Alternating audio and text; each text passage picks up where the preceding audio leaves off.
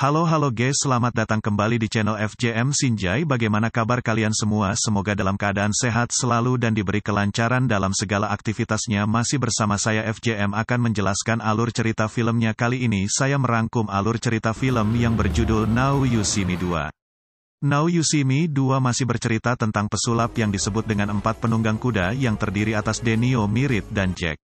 Langsung saja sebelum masuk ke ceritanya, siapkan apa yang tentunya kopi dan Outbreak untuk menemani kalian dalam menonton alur cerita film ini, dan sekarang kita masuk.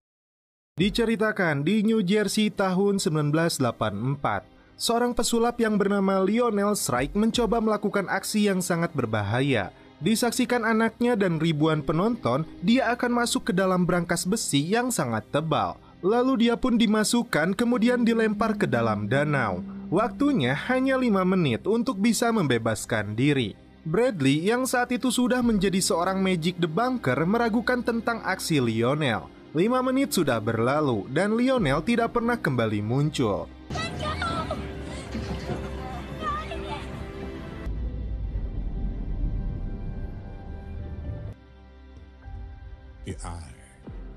Bradley tua saat ini dipenjara setelah dia dijebak oleh Rhodes dan 4 pesulapnya karena berusaha membongkar kejahatan mereka. Dia berjanji akan membalaskan dendamnya, mata dibalas mata.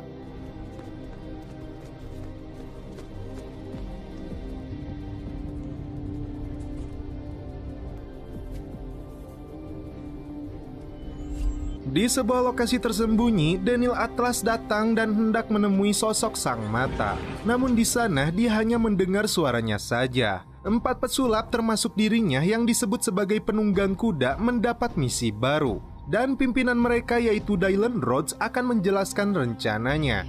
Dan Daniel dihasut untuk menggantikan posisi Rhodes. Di ruang Departemen Kehakiman, Rhodes datang menemui rekan rivalnya yang bernama Cowan dan pimpinannya adalah seorang wanita bernama Natalie. Rhodes mencoba meyakinkan bosnya ini bahwa dia ingin mengambil kembali kasus penunggang kuda, terlebih dia mendapatkan petunjuk untuk menangkap mereka. Namun sepertinya itu tidak membuat bosnya puas. Ketika Daniel kembali ke apartemennya, tampak seorang wanita yang berada di sana sedang santuy hingga dia menunjukkan trik sulapnya kepada Daniel.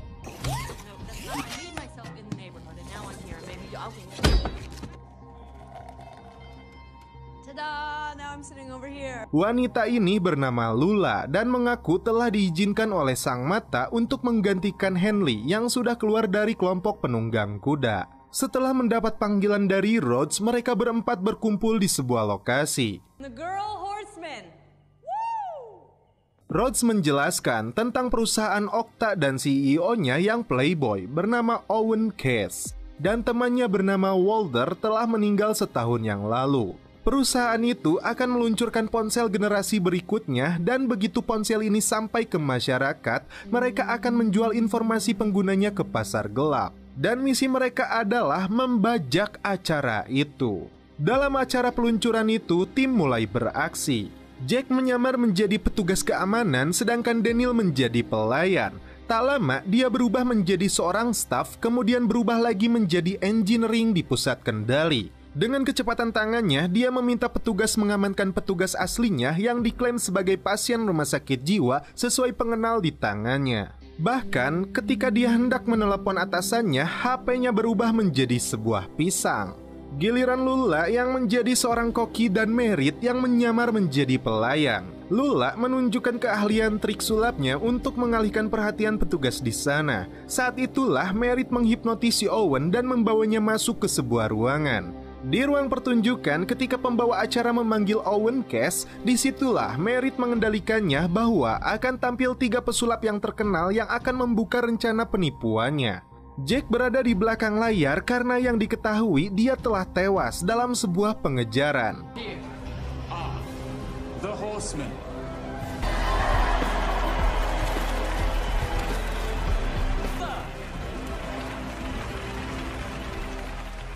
Rhodes terkejut saat melihat sebuah kartu yang dikirimkan kepadanya yang bertuliskan si bodoh.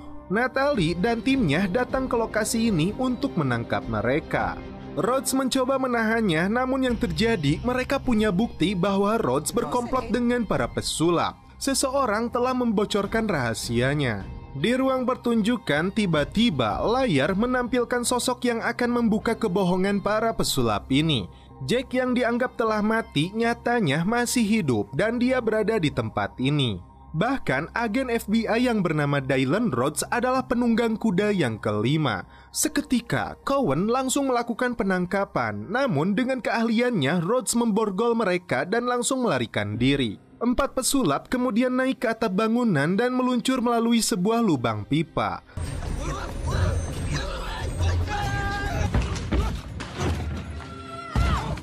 Mereka pun terkejut karena tiba-tiba berada di dapur restoran Cina. Bukan itu saja, ternyata mereka berada di Macau. Padahal tadi mereka berada di New York. Dan rupanya di sana pun ada kembaran Merritt yang bernama Cass dan puluhan anak buahnya yang bersenjata.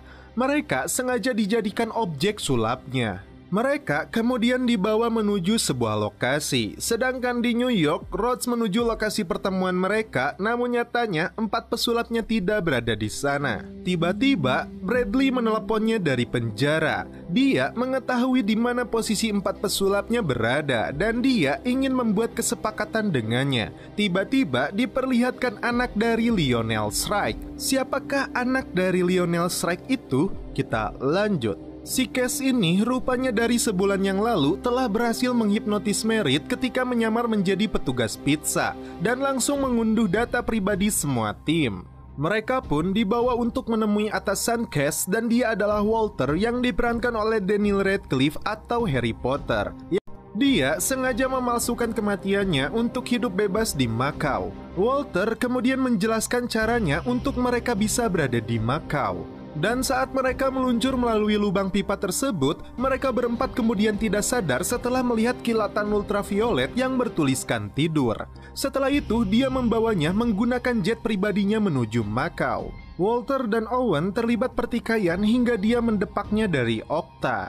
Owen telah membawa chip yang bisa mengakses kunci komputer di seluruh dunia. Dengan itu, dia bisa memanipulasi pasar dan memata-matai siapapun. Dan dia telah melelang chip tersebut. Dia ingin 4 pesulap ini untuk mencuri chip itu dari seorang pimpinan gangster Afrika Selatan. Walter pun menjanjikan hidup baru di negara ini dan tidak perlu sembunyi. Namun jika menolak, mereka akan dibunuh. 3 pesulap menolak permintaannya, namun Daniel menyetujuinya. Sementara itu, Rhodes datang menemui Bradley yang bermaksud mencari tahu tentang keberadaan 4 pesulapnya. Untuk mendapatkan bantuannya, dia terlebih dulu harus membebaskannya dari penjara ini. Mereka berempat kemudian datang ke toko peralatan sulap untuk membeli berbagai perlengkapan. Sang pemiliknya adalah seorang nenek dan incunya bernama Lee. Daniel memutuskan langkah mereka berempat tanpa berkomunikasi dengan pimpinan mereka yaitu Rhodes. Setelah Bradley dibebaskan, mereka berdua akan terbang menuju Macau. Di dalam pesawat terungkap bahwa Rhodes adalah anak dari Lionel Strike. Dia dendam atas kematian ayahnya dan menyalahkan Bradley. 4 pesulap ini kemudian melakukan strategi dan perencanaan untuk mencuri chip tersebut. Mereka menghipnotis pimpinan gangster Afrika itu dan akan memanfaatkannya untuk misi mereka. Dan mereka berempat bisa masuk ke pusat penyimpanan chip itu yang dijaga super ketat. Di sana mereka mulai memainkan keahliannya. Ketika Merritt mengalihkan perhatian mereka, dan kita lihat aksi mereka guys.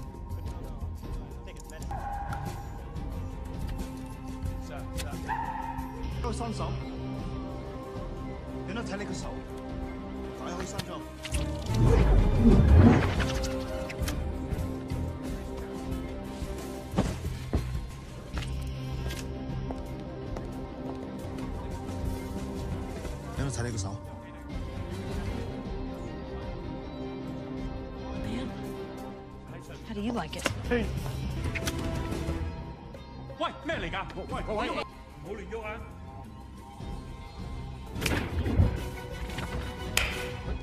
See? It's great stuff.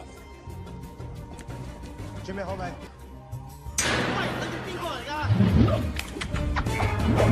Hingga akhirnya mereka berhasil mendapatkan chip tersebut. Walter diminta menghubungi seseorang ketika 4 pesulap ini membuat kekacauan seperti yang terjadi sekarang ini. Rhodes dan Bradley sampai di toko sulap yang berada di Makau. Di tempat itu, Rhodes ternyata melihat brankas yang digunakan ayahnya dalam aksi terakhirnya yang membuat dia menghilang sampai saat ini. Sang nenek bahkan memberikan sebuah jam tangan milik ayahnya. Dan tanpa sepengetahuannya, Bradley menghilang dari sana. Rhodes kemudian datang ke sebuah pasar dan menemukan Daniel di sana. Dia hendak menemui seseorang suruhan dari Sang Mata tanpa sepengetahuan Rhodes yang menurutnya bukan siapa-siapa lagi. Karena perkataan itu, Rhodes meninggalkannya. Walter dan anak buahnya kemudian datang. Daniel sadar ternyata orang yang dia anggap Sang Mata adalah Walter yang sudah menipu dan memperalatnya. Tiba-tiba Rhodes kembali muncul dan menyelamatkannya. Hingga akhirnya Rhodes yang ditangkap oleh mereka.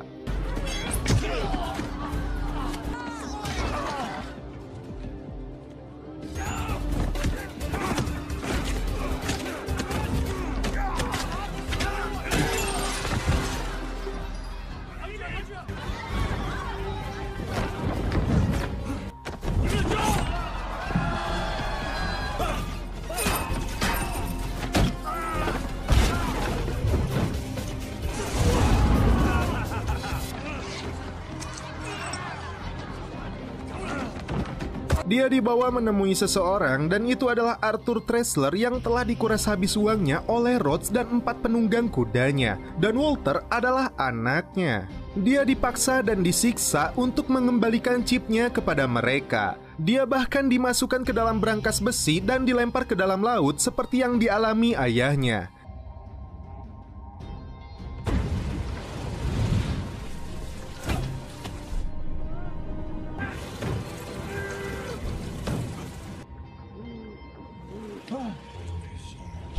Dia teringat dengan ucapan ayahnya bahwa selalu ada rencana cadangan. Rhodes teringat jam ayahnya dan menggunakan jarum jam untuk membuka borgol.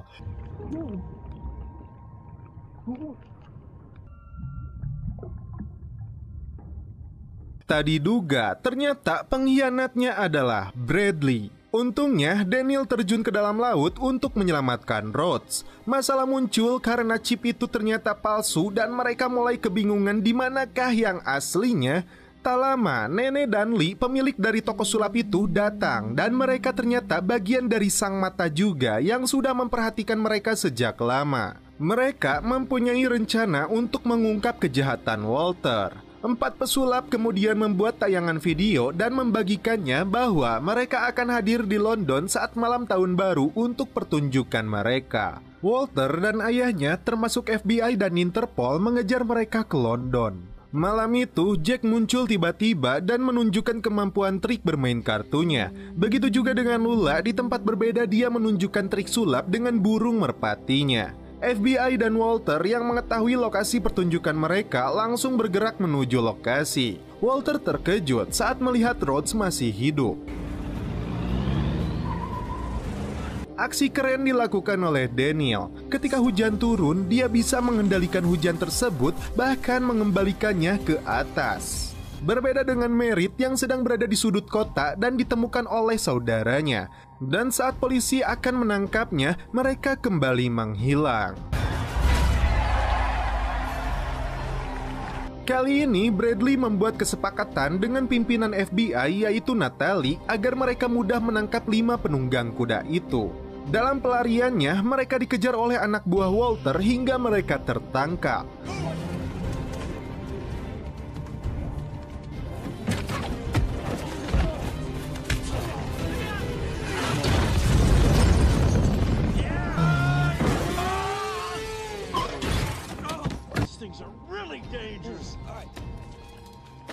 Di dalam mobil, mereka bertemu Arthur yang meminta chip itu untuk dikembalikan. Mereka kemudian naik kembali jet pribadinya si Walter. Setelah chip itu diberikan oleh Daniel, Walter kemudian mengeceknya dan ternyata itu chip asli.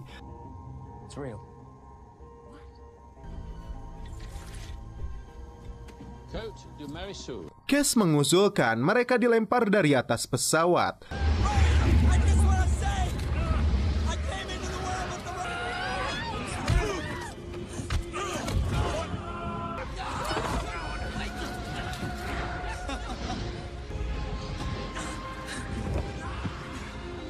Saat Arthur dan anaknya sedang minum, ternyata itu adalah champagne palsu dan labelnya diganti dengan kartu yang bertuliskan "si bodoh". Ternyata pesawat itu belum terbang dan mereka masih berada di London. Dan di depan jutaan orang, mereka membuka kematian palsu yang dilakukan oleh Walter yang dibantu ayahnya yaitu Arthur. Dan kali ini Dylan Shrike sebagai pimpinan mereka diperkenalkan secara langsung. Kemudian mereka menjelaskan strategi dan aksi mereka untuk memanipulasi pesawat yang seolah-olah terbang dengan sebuah kipas angin raksasa dan air hujan palsu.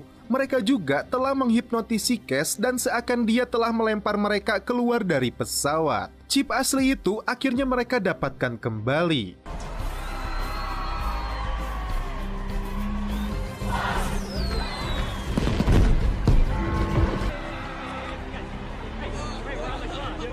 Cowan dan agen FBI lainnya kembali gagal menangkap mereka, dan Rhodes memberikan Natalie bukti kejahatan Arthur dan anaknya yaitu Walter. Rhodes dan 4 pesulapnya datang ke sebuah lokasi. Dia terkejut ketika melihat foto-foto ayahnya bersama Bradley, dan tiba-tiba muncullah Bradley. Dia menceritakan fakta sebenarnya bahwa mereka sebenarnya berteman.